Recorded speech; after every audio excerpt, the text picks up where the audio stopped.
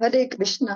आज हम सभी श्रवण करेंगे श्रीमद् भागवतम के अंतर्गत चतुर्थ स्कंद और त्रयोदश जो 13वां जो अध्याय है उसके अंतर्गत 10वें श्लोक से आज हम श्लोक नंबर 10 से आज हम प्रारंभ करेंगे।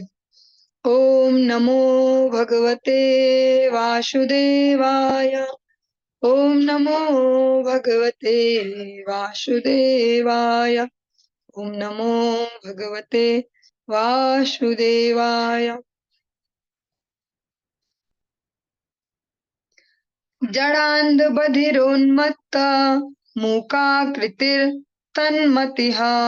लक्षितः पथिबालानां प्रशान्ता चिरिवानलः। अल्प ज्ञानी राह चलते लोगों को उत्कल, मूर्ख, अंधा, गूंगा, बहरा तथा पागल सा प्रतीत होता था, किंतु वास्तव में वह ऐसा था नहीं।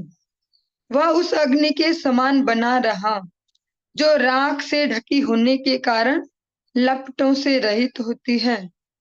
जैसे कई बार हम देखते हैं अग्नि होती तो है, शांत नहीं हुई, परंतु लपटें भी नहीं है और धुआं भी नहीं है, राख के नीचे है ऐसे। और पहले समय में जब इस प्रकार से बोल सकते हैं स्टोव या गैस जो हम बोलते हैं एलपीजी गैस वगैरह, ये सब का प्रावधान नहीं था, सब लकड़ियों से ही काम होता था। और वो ऐसे समय की बात हो रही जब बहुत दूर दूर घर होते थे, एक बार आग बुझ जाए तो फिर आग जलाना मुश्किल बात हो जाती थी, माचिस वगैरह नहीं थी या जो भी है। उस समय लोग ऐसे ही आग को संरक्षित रखते थे ताकि कल फिर से हम जब रसोई करेंगे या कुछ करेंगे तो हमें आग फिर मिल जाए। तो ऐसे ही जैसे राख के नीचे ढकी रहती है आग बिना लपटों के, वो चुपचाप वहां रहती है। ऐसे जो उत्कल महाराज हैं, जो ध्रुव महाराज के पुत्र हैं उत्कल, वो जिन पे कम बुद्धि है उनको ऐसे ही लगते कि जैसे कोई मूर्ख है, कोई अंधा है, कोई बहरा है या पागल है, इस प्रकार से वो रहते, ऐसा उन्हें दिखते वो, लेकिन वो वास्तव में ऐसे थे नहीं। जिस प्रकार से जड़ भरत जी का हमने प्रसंग सुना है या कई बार सुना भी होगा, उन्होंने भी ऐसे अपनी बाह्य चेष्टाओं को बिल्कुल मिनिमाइज कह सकते हैं, बिल्कुल खत्म ही कर लिया था, जिससे उन्हें भी जड़ कहा गया। फिर पागल जैसे, न इसको सुनाई देता, न ये ढंग से देखता, समझ में कुछ नहीं आता, इस प्रकार से वो ऐसा इसलिए कर लेते हैं। ये हाई लेवल पे जो बोल सकते हैं परमहंस, वो जो बाहर की भौतिकता है, भौतिक संग है, उससे बचने के लिए ऐसा कर लेते हैं। अ, इसको अगर थोड़ा-सा कम करके देखें तो एक्सट्रीम एग्जाम्पल हो गया।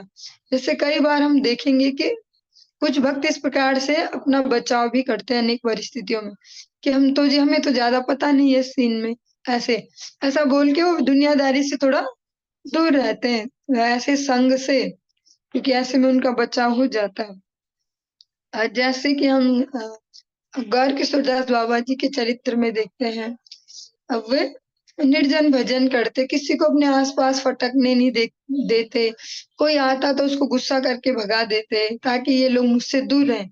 ऐसे गौर किशोरदास बाबा जी से बहुत सारे लोगों ने आशीर्वाद भी प्राप्त किया, वास्तव में हरि कथा रूपी आशीर्वाद। वो तो भागे नहीं उनकी, जब उन्होंने उपेक्षा की तो वो जो गुस्सा था वो ऐसे ही है, जो हमारा टाइम वेस्ट करते हैं, जो हमारे संग को खराब करते हैं, मन को खराब करते हैं, उनको दूर रखने के लिए था। यहाँ तक कहा जाता है कि कभी-कभी अपने पैरों में कपड़ा बांध के ही रख लेते कि कोई मुझे छू ना दे, कोई आशीर्वाद मांगने के नाम पे ऐसा आ ना जाए मेरा भजन खराब करने। तो अनेक बार ऐसे अनेक भजनानंदी साधु होते हैं जो इस प्रकार के आचरणों को अपना लेते हैं। मत्वा तं जडमुन्मत्तं कुलवृद्धा समन्त्रिणः वत्सरं भूपतिं चक्रुर्यवीयांशं भ्रमे सुतम्। फलतः मंत्रियों तथा कुल के समस्त गुरुजनों ने समझा कि उत्कल बुद्धिहीन और सचमुच ही पागल है। इस प्रकार उसका छोटा भाई, जिसका नाम वत्सर था और जो भ्रमी का पुत्र था, राज सिंहासन पर बिठा दिया गया, वह सारे संसार का राजा हो गया। उत्कल महाराज को जो उनके मंत्री गण है या जो उनके गुरुजन है सारे कुल के, उन्होंने भी ऐसे ही समझा उनकी बाह्य चेष्टाओं से। इसको दुनियादारी आती नहीं समझ में, शायद थोड़ा सा दिमाग थोड़ा हिला सा है इसका। इस प्रकार से उन्होंने भी समझा, तो ऐसे व्यक्ति को कोई राजा तो नहीं बनाएगा।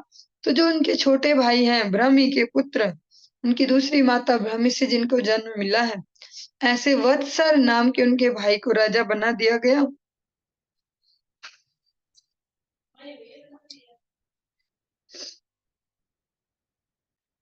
स्वर्वीथिर्वत्सरश्रेष्ठा भार्यासूत षडात्मजान् पुष्पाणं तिग्मकेतुं च इसमूर्जं वसुं जयम्।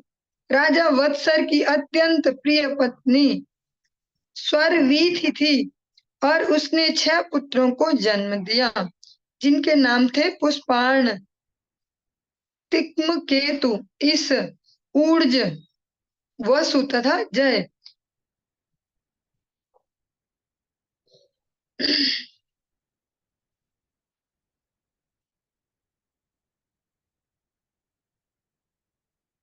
वत्सर, जो वत्सर महाराज की पत्नी है स्वर्वीथि, इनको यहाँ पर एक शब्द इष्टा शब्द दिया गया, जिसको एक्सप्लेनेशन में अगर हम इसकी मीनिंग श्रवण करते हैं, एक्सप्लेनेशन में इस प्रकार से इनके लिए दिया गया है।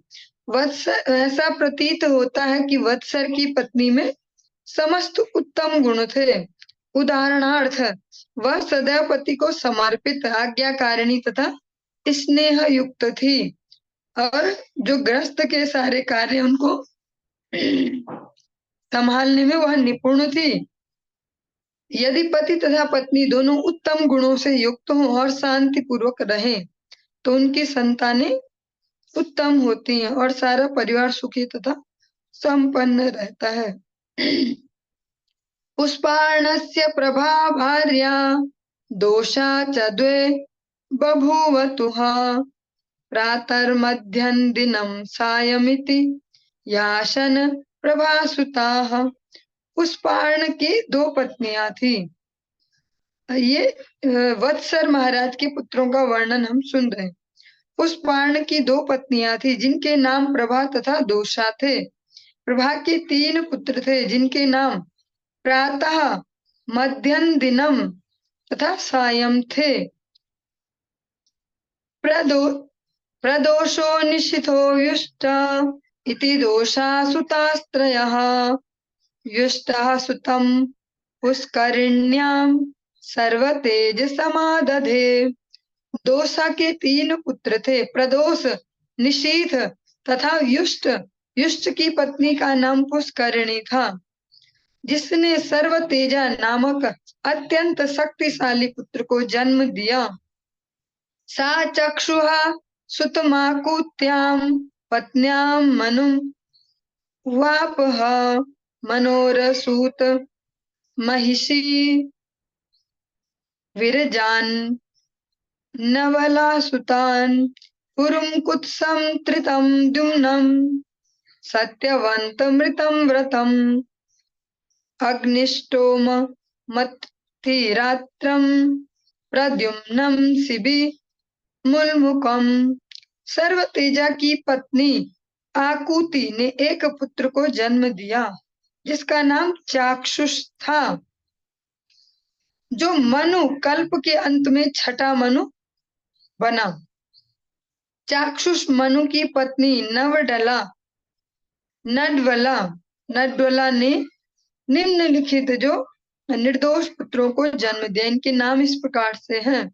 चाक्षुष मनु, आप सभी कई बार जब सुनते होंगे मनवंतरों के नाम, चाक्षुष मनवंतर सुनते हैं।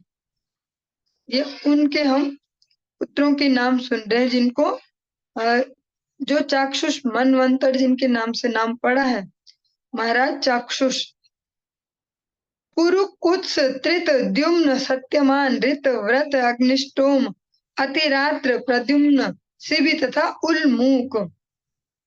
उल्मुको अजनयत् पुत्रान् पुष्करिण्यां षडुत्तमान् अंगम सुमनसं ख्यातिं क्रतुम् अंगिरसं गयम्। उल्मुख के 12 पुत्रों में से 6 पुत्र उनकी पत्नी पुष्करिणी से उत्पन्न हुए। वे सभी अति उत्तम पुत्र थे। उनके नाम थे अंग, सुमना, ख्याति, क्रतु, अंगिरा मुनि तथा गय। सुनीतांगस्य या पत्नी सुसुवे वेनमुल्बणम् यद्योः शील्यात्स राजर्षिर्निर् निर्विणो निरगात पुरात। और जो हम ये परंपरा सुनते जा रहे हैं, ऐसा लगता होगा बीच बीच में सुनने में भी कि हम क्यों अननेसेसरी ये सब सुन रहे हैं। भगवान की कोई कथा होनी चाहिए थी इसकी जगह पे, लेकिन इसमें कुछ भी अननेसेसरी नहीं है। हमें जब भी ऐसी कोई फीलिंग आए तो याद होना चाहिए श्रीमद् भागवतम। अननेसेसरी इसमें कुछ भी नहीं। जो परंपरा हम श्रवण कर रहे हैं,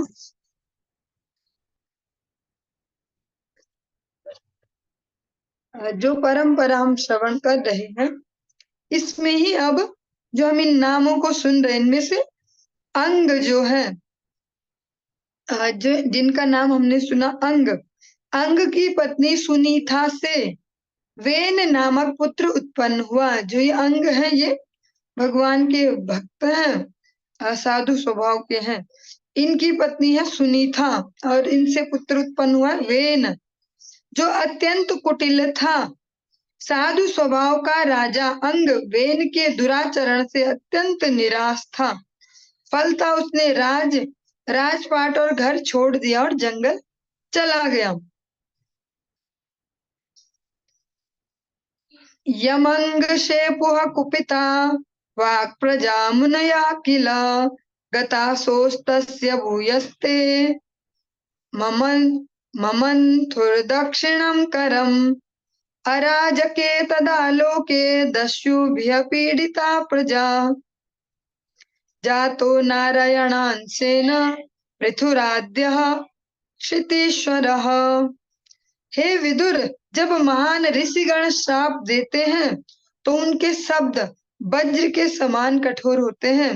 अतः जब उन्होंने क्रोधवश वेन को श्राप दे दिया तो वह मर गया। उसकी मृत्यु के बाद कोई राजा न होने से चोर उचक्के जो इस प्रकार के होते हैं, ऐसे वे लोग पनपने लगे। राज्य में अनियमितता फैल गई और समस्त नागरिकों को भारी कष्ट झेलना पड़ा। यह देखकर ऋषियों ने वेन की दाहिनी भुजा को दंड मथनी बना लिया और उनके मथने के कारण भगवान श्री विष्णु अपने अंश रूप में संसार के आदि सम्राट राजा पृथु के रूप में अवतरित हुए।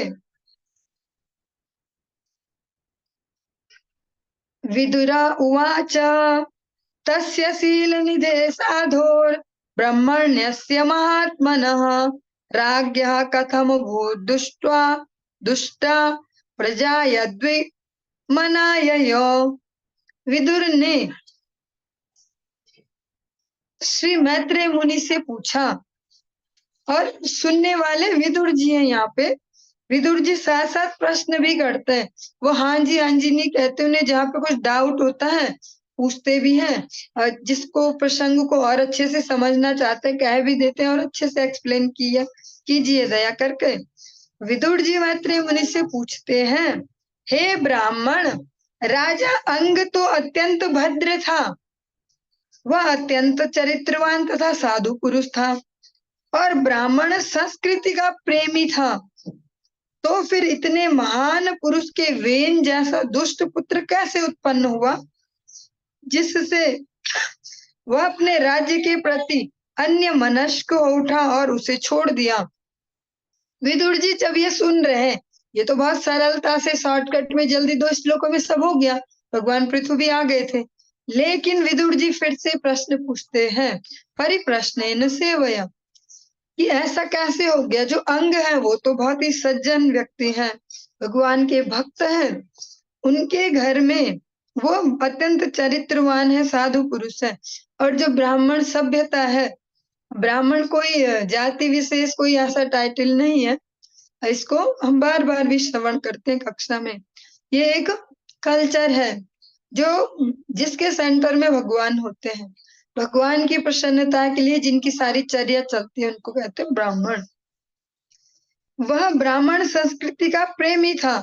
तो फिर इतने महान राजा जो हैं, इतने महान पुरुष हैं, उनका ऐसा इतना दुष्ट पुत्र कैसे उत्पन्न हो गया? इतना दुष्ट पुत्र उत्पन्न हो गया कि उन्होंने एक पुत्र के चक्कर में अपना राज्य भी छोड़ दिया, सब छोड़ छाड़ के जंगल चले गए। ऐसा कैसे हो गया?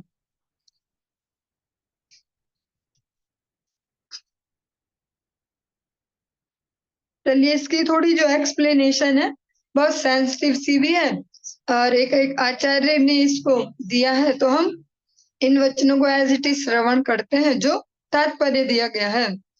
अपेक्षा की जाती है कि पारिवारिक जीवन में मनुष्य अपने पिता, माता, पत्नी तथा बच्चों के साथ सुखपूर्वक रहेगा, किंतु किन्हीं परिस्थितियों में कोई पिता, माता, संतति या पत्नी शत्रु बन जाते हैं। चाणक्य पंडित ने कहा है, इसमें चाणक्य जी के जो कुछ वचन है इस प्रकार के उनको लेकर उद्धृत किया गया है। और जो पिता अत्यधिक ऋणी होता है, जो कर्जा छोड़ते हैं अपनी संतानों के लिए, ऐसे पिता शत्रु समान है। ये हम थोड़ा सा इसमें ध्यान देंगे। हम श्रीमद् भागवतम सुन रहे हैं, लेकिन जो ये एक्सप्लेनेशन है और जो ये रेफरेंस अभी वो चाणक्य जी के रेफरेंस से कहा जा रहा है। हम इसको कहीं पर ऐसे यूज नहीं करेंगे, हमने भागवत में सुना था ऐसा। जो माता दूसरा विवाह कर लेती है वह भी शत्रु है। जो पत्नी अत्यंत सुंदर होती है वह भी शत्रु है। जो पुत्र मूर्ख तथा निकम्मा होता है वह भी शत्रु होता है। इस प्रकार जब परिवार का कोई सदस्य शत्रु बन जाता है तो पारिवारिक जीवन बिताना या ग्रस्त बने रहना कठिन हो जाता है। सामान्यतः भौतिक जगत में ऐसी परिस्थितियां आती रहती है। इसीलिए वैदिक संस्कृति के अनुसार मनुष्य को 50वें वर्ष के बाद अपने परिवार वालों से विदा ले लेनी चाहिए, जिससे कि उसका शेष जीवन कृष्ण चेतना की खोज में लगाया जा सके। ये बहुत ही सेंसिटिव है। प्रत्येक व्यक्ति के ग्रहण करने की अपनी क्षमता है, अपना समझने का स्तर है, सब अपने अपने हिसाब से इसको समझ पाएंगे। चलिए आगे प्रवेश करते हैं। किम बाहो वेन उद्दिश्य ब्रह्म दंडम युयुजन दंडव्रत धरे राज्ञी मुनयो धर्म को विदाह। विदुर जी आके पूछते हैं कि महान धर्मात्मा ऋषियों ने राजा बेन को जो स्वयं दंड देने वाले, दंड को धारण करने वाला था, क्यों कर श्राप देना चाहा, और इस प्रकार उसे सबसे बड़ा दंड ब्रह्म श्राप दे डाला। अब विदुर जी ये पूछते हैं कि जो राजा ये क्षमता रखता है कि सबको दंड दे सके, हाँ, जिसके हाथ में ही सारा कंट्रोल होता है, सारी न्याय व्यवस्था होती है, ऐसा कैसे हो गया कि जो धर्मात्मा होते हैं ऋषि, उन्होंने ऐसे जो जिसके हाथों में सब नियंत्रण है, सारी न्याय व्यवस्था है, ऐसे राजा को भी दंडित कर दिया? ऐसा क्या हो गया? और दंड भी ऐसा वैसा नहीं दिया कि गद्दी से उतार दो, दूसरे को चढ़ा दो या भगा दो, कुछ ऐसा नहीं, सीधे मार ही डाला उसको श्राप देके। ऐसा ऐसा इस प्रकार से क्या घटना हो गई? नावधेया प्रजापालः प्रजाभिर्गवानपि यदशो लोकपालानां विभत्योर जह स्वतेजसा। प्रजा का कर्तव्य है कि वह राजा का अपमान न करे, चाहे यदा कदा वह अत्यंत पापपूर्ण कृत्य करता हुआ ही क्यों न प्रतीत हो। अपने तेज के कारण राजा अन्य शासनकर्ता प्रमुखों से सदैव अधिक प्रभावशाली होता है। ये जो वैदिक सभ्यता है उसके हिसाब से कहा जा रहा है, जो राजा होता है वो भगवान का प्रतिनिधि माना जाता है। जैसे हम कहते भी नरेंद्र शब्द, वो नरों में इंद्र, जो भगवान का रिप्रेजेंटेटिव है, मनुष्यों में राजा को भगवान का प्रतिनिधि माना जाता है, वह नर नारायण कहलाता है। यह शिष्टाचार है कि प्रजा न तो ब्राह्मण का न क्षत्रिय राजा का कभी अपमान कर सकती है। इस प्रकार से एक शिष्टाचार दिया गया है। जैसे हमने अश्वत्थामा वाले प्रसंग में भी श्रवण किया था कि जो ब्राह्मण है उसको ऐसा दंड नहीं दिया जाता, मृत्यु दंड वाला। उसके लिए शारीरिक दंड का विधान नहीं है। उसको अपमान करके या इस प्रकार से उसका यश छीन के ऐसे उसको दंड दिया जाता है। ऐसे जो राजा है, कोई क्षत्रिय राजा है, उनका भी अपमान नहीं किया जाता है, भले उनके कुछ कार्य प्रजा के विपरीत दिख रहे हों। ये हम सुन रहे हैं जो ये वैदिक सभ्यता के अनुसार जो पुरानी परंपराएं चली आ रही थी उनके अनुसार हम श्रवण कर रहे हैं। लेकिन वेन ने ऐसा क्या कर दिया कि जो सारे जो वहां पर ऋषि मुनि हैं उन्होंने इतना बड़ा दंड दिया। एतदाख्याहि मे ब्रह्मन् सुनीतात्मज चेष्टितम् श्रद्धानाय भक्ताय त्वं परावरवित्तमः। विदुर ने श्री मैत्रेय मुनि से अनुरोध किया, हे ब्राह्मण, आप भूत तथा भविष्य के समस्त विषयों में पारंगत हैं, अतः मैं आपसे राजा वेन के समस्त कार्यकलापों को सुनना चाहता हूँ। मैं आपका श्रद्धालु भक्त हूँ, अतः आप इसे विस्तार से कहें। विदुर जी जानना चाहते हैं ऐसा क्या है वेन के चरित्र में जिसको इतना बड़ा दंड दिया और इतने दयालु ऋषि मुनियों ने दंड दिया। तो मैं और आप भूत और भविष्य दोनों को समझने वाले हैं, कह सकते हैं त्रिकालज्ञ है, तीनों कालों को समझने वाले, जानने वाले हैं। मैं आपसे जानना चाहता हूँ ठीक से, और मैं एक विनीत हूँ आपके प्रति, मैं एक विनम्र भाव से हूँ आपके प्रति समर्पित। अतः आप मुझे ठीक से इसको एक्सप्लेन करें जिससे मैं ठीक से समझ पाऊं। विदुर ने हाँ, हम थोड़ा सा तात्पर्य श्रवण करते हैं, क्योंकि जो ये श्लोक है इनके तात्पर्य भी थोड़ा श्रवण करते जाएंगे तो हमारे लिए इजी होगा समझ पाना, रिलेट कर पाना। विदुर जी ने मैत्रेय मुनि को अपना गुरु मान रखा था। शिष्य सदैव गुरु से प्रश्न करता है और गुरु प्रश्नों का उत्तर देते हैं।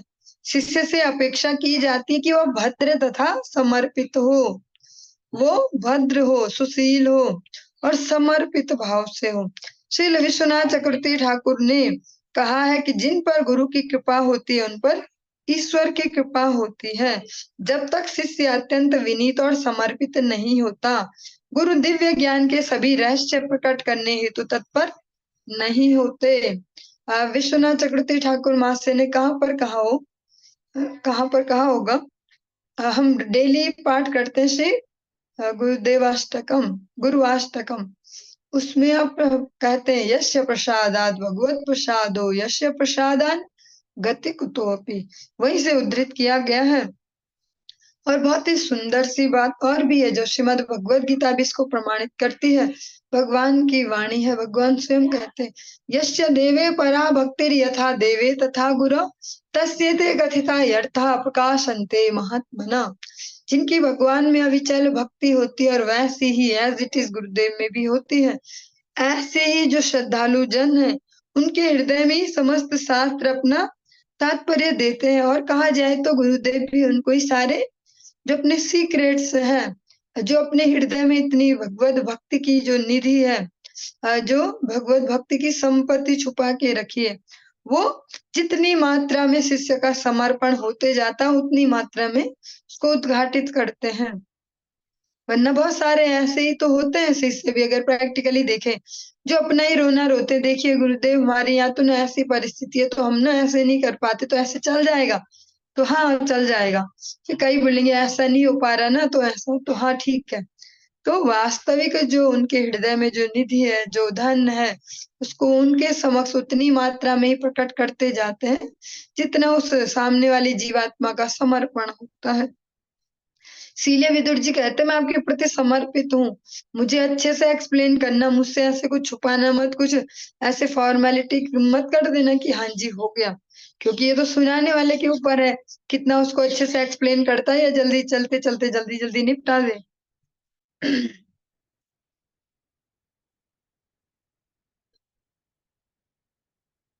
मैत्रेया उवाच अंगो अश्वमेधम राजर्षि राजहार महाक्रतुम न जग न जगमुर्देवस् देवतास्तस्मिन् नाहूता ब्रह्मवादिभिः। श्री मैत्रेय मुनि ने उत्तर दिया, हे विदुर, इस बार एक बार राजा अंग ने एक बार हे विदुर जी, एक बार राजा अंग ने अश्वमेध नामक महान यज्ञ संपन्न करने की योजना बनाई। वहां पर उपस्थित सुयोग्य ब्राह्मण जानते थे कि देवताओं का आह्वान कैसे किया जाता है, किंतु उनके प्रयास के बावजूद भी, उनका जो प्रयास किया उन्होंने, उसके उपरांत भी किसी देवता ने न तो यज्ञ में भाग लिया और न ही कोई उस यज्ञ में प्रकट हुआ। ये राजा अंग का इतिहास यहाँ पर बताया जा रहा है कि एक बार जो राजा अंग है, वेन के पिता राजा अंग तो एक भक्त हैं, वो भद्र व्यक्ति हैं। उन्होंने अश्वमेध यज्ञ करने की योजना बनाई और जो वहां पर जिन भी ब्राह्मण वर्ग को वहां पर जिम्मेदारी दी गई थी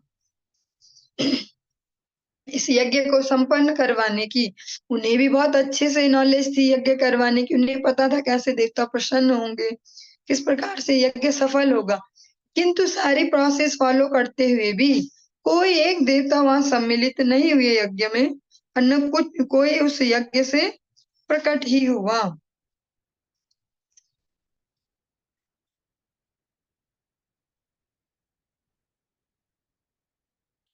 तमोचुर्विस्मितास्तत्र यजमान मथर्त्विजः हविषि हविषि हूयमानानि न ते गणन्ति देवता। तब यज्ञ में लगे पुरोहितों ने राजांग को सूचित किया, हे राजन, हम यज्ञ में विधि पूर्वक शुद्ध घी की आहुति दे रहे हैं, किंतु हमारे सारे यत्नों के उपरांत देवता गण उसे स्वीकार नहीं कर रहे हैं।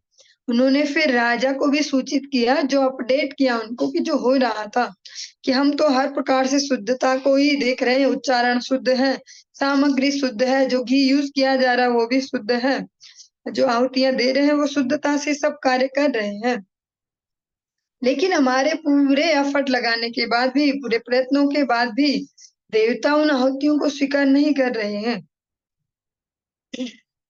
राजन् हविष्य दुष्टानि श्रद्धया साधितानि ते छन्दांस्य यातयामानि योजितानि धृतव्रतः। हे राजन, हमें ज्ञात है कि आपने अत्यंत श्रद्धा तथा सावधानी से यज्ञ की सारी सामग्री एकत्रित की है, वह दूषित नहीं है। हमारे द्वारा उच्चारित वैदिक मंत्रों में भी किसी प्रकार की कमी नहीं है, क्योंकि यहाँ उपस्थित सभी ब्राह्मण तथा पुरोहित योग्य हैं और समस्त कृत्यों को ठीक से कर भी रहे हैं। सब कुछ यहाँ पर बिल्कुल परफेक्ट है। जो सामग्री है उसको भी आपने सावधानी से चुना है, जो मंत्र है उनका उच्चारण भी सावधानी से किया जा रहा है।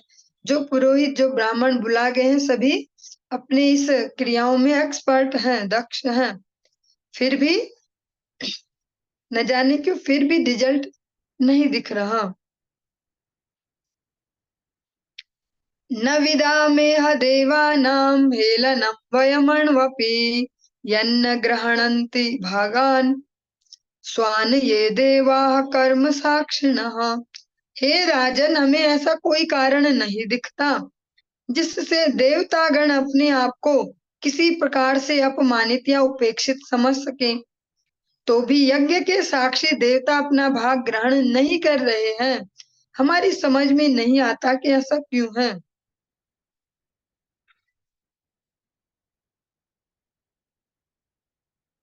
वे जो पुरोहित है, जो ब्राह्मण है, वो राजा से कहते हैं, कुछ ऐसा भी हम यहाँ नहीं देख पा रहे कि देवताओं को लगे कि हमारा अपमान हुआ इसलिए नहीं आए। ये समझ में नहीं आता कि ये सब क्यों हो रहा है।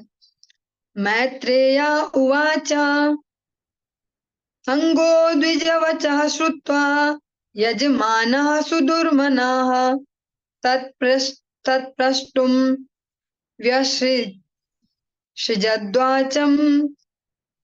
सदस्यांस्तदनुज्ञया। श्री मैत्रेय मुनि ने बतलाया कि पुरोहितों के इस कथन को सुनकर राजा अंग अत्यधिक खिन्न हो उठा। तब उसने पुरोहितों से कुछ कहने की अनुमति मांगी और यज्ञ स्थल में उपस्थित समस्त पुरोहितों ने उससे पूछा, न गच्छन्त्याहुता देवा न गृह्णन्ति ग्रहानिह सदसस्पतयो ब्रूत किम वद्यम मया कृतम। राजा अंग ने पुरोहित वर्ग को संबोधित करते हुए पूछा, हे पुरोहितों, आप कृपा करके बताएं कि मुझसे कौन सा अपराध हुआ है। आमंत्रित होने पर भी देवता न तो यज्ञ में सम्मिलित हो रहे हैं और न अपना भाग ग्रहण कर रहे हैं। राजा अंग भी इस प्रकार से पूछते हैं कि क्या मुझसे कोई ऐसी गलती तो नहीं हो गई जिसकी वजह से ऐसा हो रहा है। देवताओं को आमंत्रित भी किया गया कि आप आइए, फिर भी वो आ भी नहीं रहे और कुछ ग्रहण भी नहीं कर रहे हैं। तो आप सब मुझे बताएं कि इसका क्या कारण है। सदसस्पतयः ऊचुः नरदेवेह भवतो नाघम् तावन्मनाक स्थितम् अस्त्येकं प्राक्तन्मघम् यदि हे दक त्वम प्रजः। प्रधान पुरोहित ने कहा, हे राजन, हमें तो आपके इस जीवन में कोई भी पाप कर्म नहीं दिखता, यहाँ तक कि मानसिक भी नहीं। अतः आप तनिक भी अपराधी नहीं हैं, किंतु हमें दिखता है कि आपने पूर्व जन्म में कुछ पाप कर्म किए हैं, जिनके कारण समस्त गुणों के होते हुए भी आप पुत्रहीन हैं। जो प्रधान पुरोहित है, मेन जो उनके कह सकते हैं जो सब में प्रधान है, वे कहते हैं कि इस जीवन में आपका कोई पाप कर्म नहीं है, मानसिक भी नहीं, मन से भी आपने, बुद्धि से, चिंतन से भी आपने कोई पाप नहीं किया है। फिर भी आपका पूर्व जन्म का कुछ पाप कर्म शेष है, जिसके कारण आप में समस्त गुण तो हैं, किंतु आपके यहाँ कोई संतान नहीं है।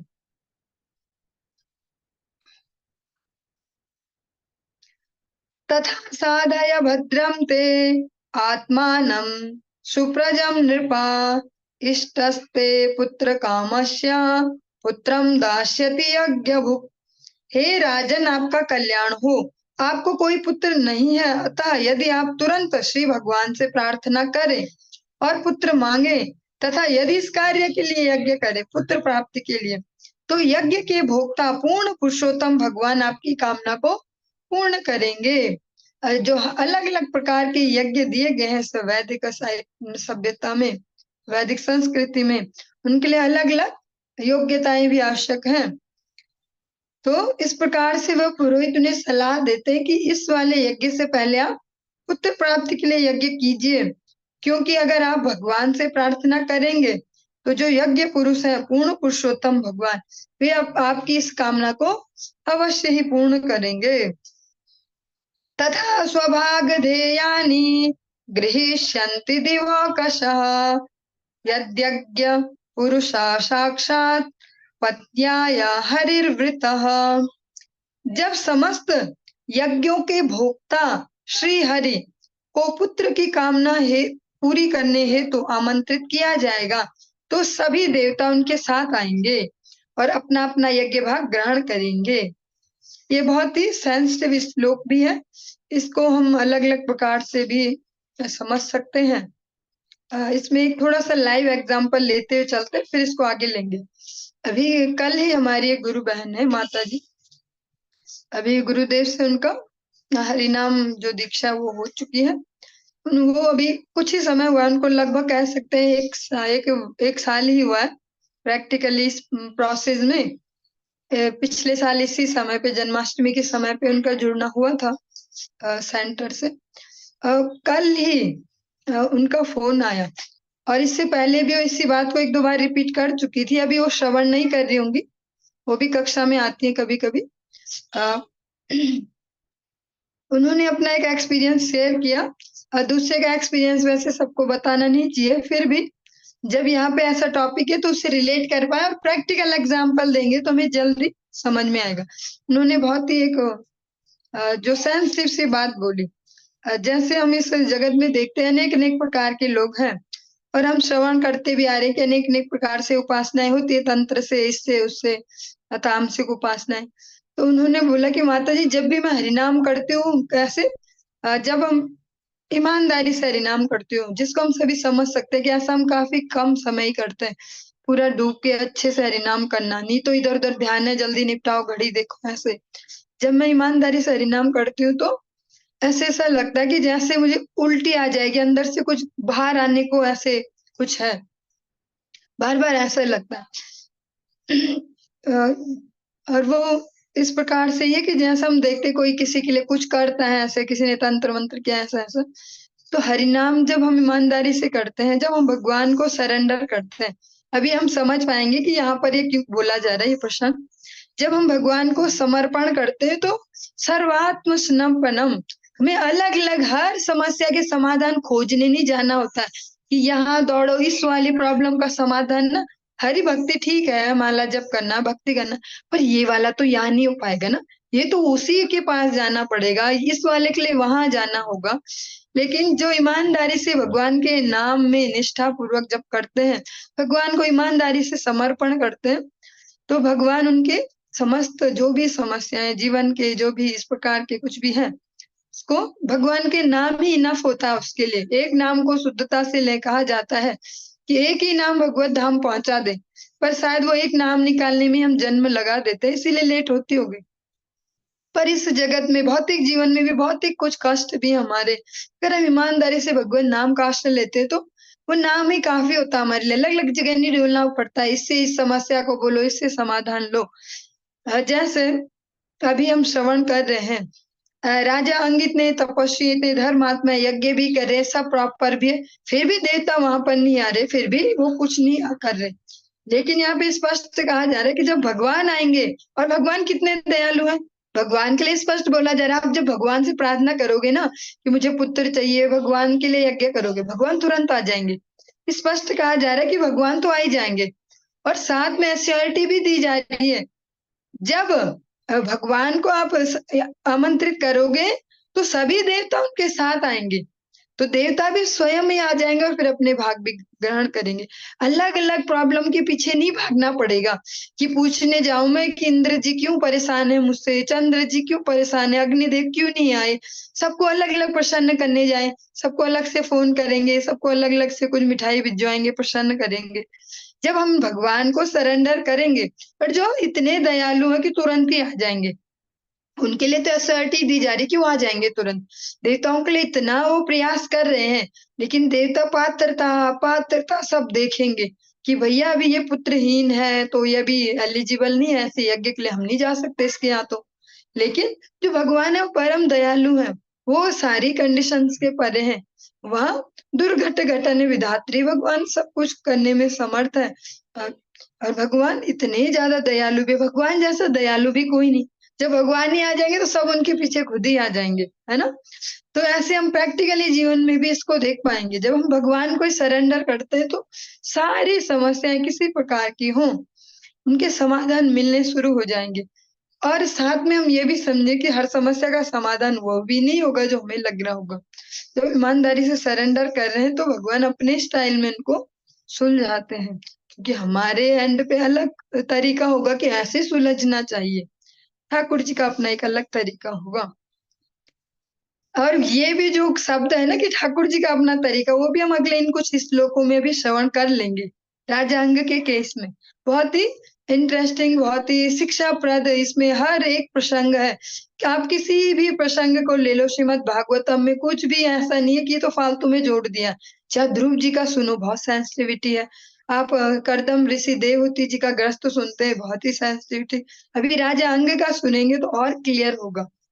न इसीलिए श्रीमद् भागवतम का श्रवण इसीलिए कहा गया कि बाकी आप कुछ ना भी कर पाओ इस कलयुग में, सारे पुराणों को ना सुन पाओ, वेदों को ना पढ़ पाओ, उपनिषद ना देख पाओ, भागवतम को अगर समझना शुरू कर दिया, सुनना शुरू कर दिया, पहले सुनना ही, सुनना शुरू कर दो, धीरे धीरे जीवन की ग्रंथियां खुलते जाएंगी। नष्ट प्राय अभद्रेशु नित्य भागवत सेवया, जो भी अननेसेसरी हमारे जीवन में सब धीरे धीरे गायब होते जाएगा। तास्तान कामान हरिर्दद्या ध्यान यान कामयते जनः आराधितो यथैवैषा तथा पुंसाम फलोदयः। यज्ञों का कर्ता, और ब्रैकेट में एक बहुत ही सेंसिटिव बात दी गई है कर्म कांड के अंतर्गत, जिस कामना से श्री भगवान की पूजा करता है उसकी वह कामना पूरी होती है।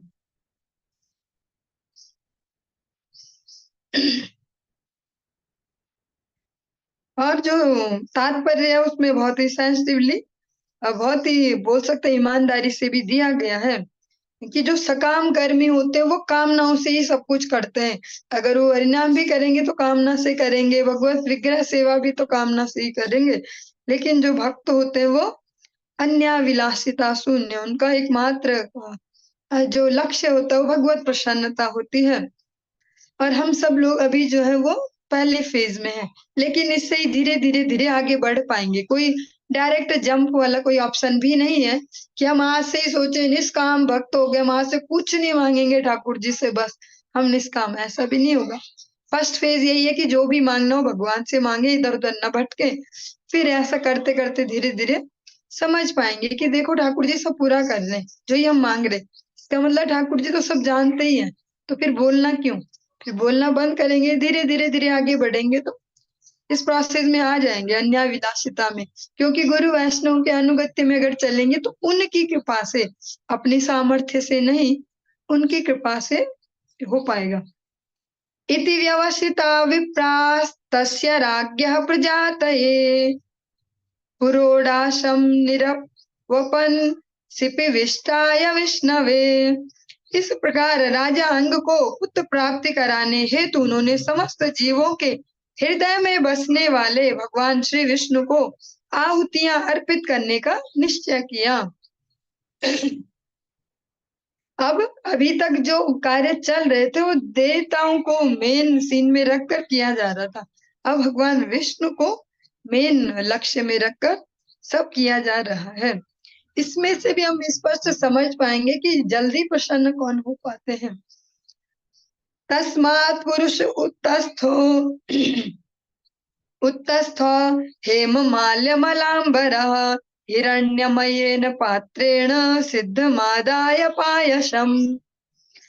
अग्नि में आहुति डालते ही अग्नि कुंड से सोने का हार पहने तथा श्वेत वस्त्र धारण किए एक पुरुष प्रकट हुआ। वह एक स्वर्ण पात्र में खीर लिए हुआ था।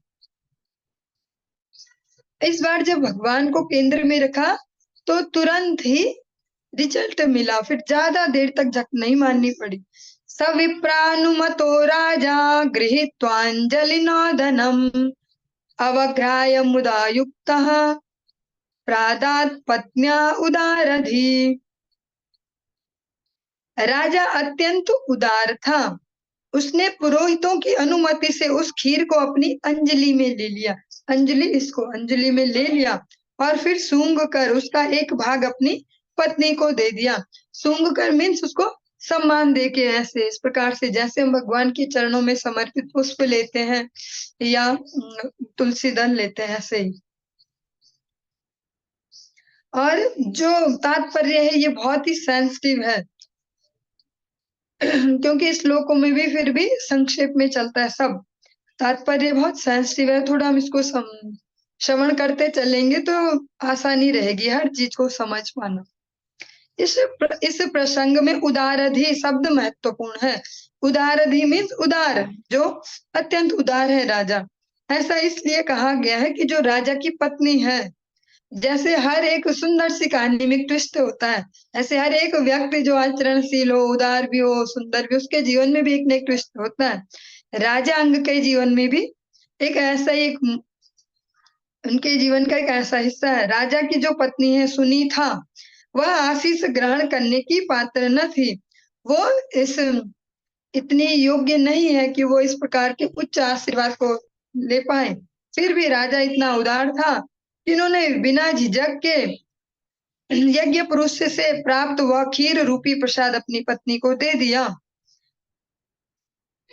प्रत्युत तो सब कुछ श्री भगवान द्वारा पूर्व नियोजित होता है। राजा अत्यंत उदार था और थोड़ा सा सेंसिटिव प्रसंग हम सुनेंगे। थोड़ा सा कुछ लोगों के लिए या हम सभी के लिए थोड़ा पचाना भी मुश्किल होगा, या इतना हम सुनते आ रहे तो थोड़ा सरल भी हो सकता है। राजा अत्यंत उदार है, भगवत भक्त है, इसलिए ठाकुर जी ने उनकी लाइफ में इंटरफेयर किया। भगवान उनके ही जीवन में हस्तक्षेप करते हैं जो भगवान को अलाउड करते हैं। ये हम कई बार सुनते हैं और बार बार सुनना इसको आवश्यक है। कई बार हम कह देते हैं ऐसा भगवान कर रहे हैं हमने जीवन में, तो जो व्यक्ति इसको शिकायत वाले लहजे में कह रहे हैं उनको स्पष्ट समझना होगा कि वो भगवान नहीं कर रहे उनकी लाइफ में। अगर भगवान कर रहे होते उनकी लाइफ में वो सब जो उनको पसंद नहीं, तो फिर उनमें वो कह सकते हैं शिकायत वाला वो ना होता। उनके मन में शिकायत नहीं होती कि भगवान ऐसा क्यों कर रहे हैं मेरे साथ, क्योंकि भगवान उनके ही जीवन में कुछ करते जो अलाउड करते हैं भगवान को कि मेरा जीवन आपका, आप कुछ भी करो। वो जैसा हम बार बार बोलते हैं कि ऐसे नहीं बोलेंगे कि वाई मी, बोलेंगे ट्राई मी। ऐसा नहीं बोलेंगे कि मेरे साथ ही क्यों होता है, मैं ही क्यों हर बार मेरे साथ ही सब बुरा होता है। ऐसा बोलेंगे कि ट्राई कर लो ठाकुर जी, आपकी जैसी इच्छा हो, आप कुछ भी ट्राई करो, मुझ पे ट्राई कर लो। ऐसे जो राजा अंग है वो भी भगवत निष्ठ राजा है, भगवान को समर्पित है। अतः भगवान उनके जीवन में एक ट्विस्ट लाते हैं, और बहुत ही सुंदर सा ट्विस्ट नहीं है, बहुत ही खतरनाक सा ट्विस्ट है। उनको पत्नी भी भगवान ने ऐसी दी थी जो उनके अनुकूल नहीं थी। और यहाँ पर स्पष्ट लिखा है राजा अत्यंत उदार था, अतः इस जगत के प्रति उनकी विरक्ति को बढ़ाने हेतु भगवान ने चाहा कि उनकी रानी से एक क्रूर पुत्र जन्म ले, उनकी संसार से आसक्ति खत्म हो। इसलिए भगवान ने ये प्लानिंग की कि इनके यहाँ ऐसा खतरनाक बेटा भेजेंगे कि जो इनका मन ही खत्म हो जाए संसार से, जिससे राजा को गृह त्याग करना ही पड़ेगा। स्पष्ट शब्द लिखे हैं, जिससे राजा को गृह त्याग करना ही पड़ेगा। जैसा कि कहा जा चुका है कि भगवान श्री विष्णु कर्मियों की सभी इच्छाएं पूरी करते हैं। जो कर्मी जन है, जो कर्मों के फल भोगना चाहते हैं, इसको लक्ष्य लेके कि मैं ही भोगता, इस लक्ष्य को लेके सकाम कर्म करते हैं, उनकी भी सब इच्छाएं पूरी की जाती है कि तुम चलो, तुम खाओ पियो, तुम ही मरो, ऐसे इस लहजे में तुम करो जो तुम्हारा चल रहा। किंतु भक्त की इच्छा वे एक विभिन्न विधि से पूरी करते हैं, जिससे कि वह क्रमशः उनके पास पहुंच सके। बहुत ही सेंसिटिव है, और बहुत ही ये जब जिसके जीवन में घटित होता है बहुत पीड़ादायक भी है, लेकिन रिजल्ट बहुत बढ़िया ही है। रिजल्ट है भगवत प्रेम, भगवत सेवा। भक्तों की जो इच्छाएं होती हैं, जो कर्मी जन है, जो सकाम कर्मी है, उनकी तो भगवान कर देते हैं, ठीक है, बढ़िया है, बढ़िया है, ऐसा ठीक है, इसको कर दो, इसका ओके कर दो। लेकिन जो भक्त इच्छाएं करते हैं उनको भगवान एज इट इज नहीं करते, उसमें थोड़ा सा अपना ट्विस्ट जोड़ते हैं। मेरी स्टाइल में पूरा करूंगा, पूरा तो करूंगा, पर तुम्हारी इच्छा से नहीं, मेरी स्टाइल में, क्योंकि मुझे ही पता है तुम्हारी भलाई किसमें। क्योंकि एक भक्त की जो चरम अभिलाषा है वो है भगवत प्रसन्नता, भगवत सेवा। हाँ, और फाइनल डेस्टिनी है भगवत धाम, या भगवान जहाँ चाहे वहां जाना, भगवान की इच्छा से कहीं भी जन्म मिले वो। तो फिर वो तो वैसे नहीं होगी प्रोसेस जैसा हमें पता होगा। हमें लगेगा हमारी लाइफ में सब सेट भी है, हम भक्ति भी कर रहे हैं बढ़िया से, और बस लास्ट में हमारे लिए विमान भी आया और हम उड़ चले भगवान के धाम में। हमारे लिए सीट खाली थी वहां पे, बोला यहाँ बैठ जाओ। ठाकुर जी फिर अपनी स्टाइल से करेंगे, क्योंकि एक भक्त सरलता से इच्छा कर सकता है कि मुझे भगवत सेवा में ही लगना है, भगवान नाम में रुचि हो, भगवत सेवा में रुचि हो, भगवत भक्ति में मैं लगूं, ईमानदार भक्त बनूं। लेकिन जो प्रोसेस है, या जो हमने जन्म जन्म से कर्म संचित किए हैं, उनकी धुलाई के बगैर कैसे वहां तक पहुंच पाएंगे। टारगेट तो बहुत बड़ा ले लिया एक बच्चे ने कि पापा मैं ना आईएएस बनना चाहता हूँ, और वो सोचे कि अब, और उसने ईमानदारी से ही बोला कि मैं आईएएस बनना चाहता हूँ पापा, मेरी इच्छा है कि मैं बड़ा होके ना आईएएस बनूं।